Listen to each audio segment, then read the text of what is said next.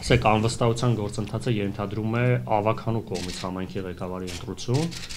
եւ նոր արտահերտ ավականու ընտրություններ չի լինելու, եթե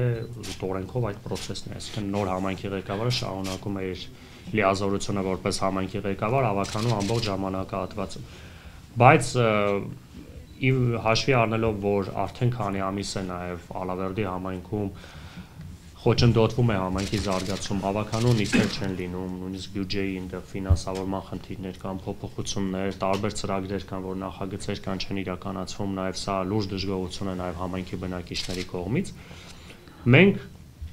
հրապարակային էլ քաղաքացիական պայմանագրիներ մեր թիմակիցները փոխանցել են, որ մենք պատրաստ ենք, ընդունում ենք, որ կա լարվածություն, այս լարվածությունը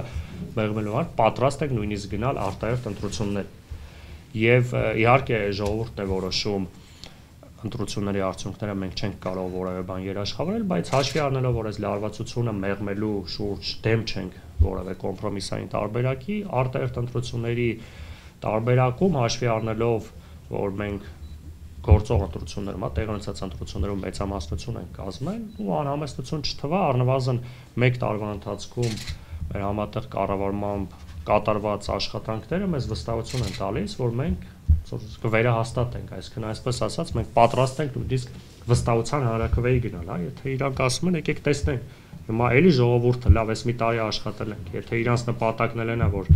վատ ենք աշխատել, թող ժողովուրդը որոշի, եթե մենք վատ ենք աշխատել, ժողովուրդը այդ ընտրություններով վերահաստատի, մենք ենք վատ աշխատել, թե ոչ։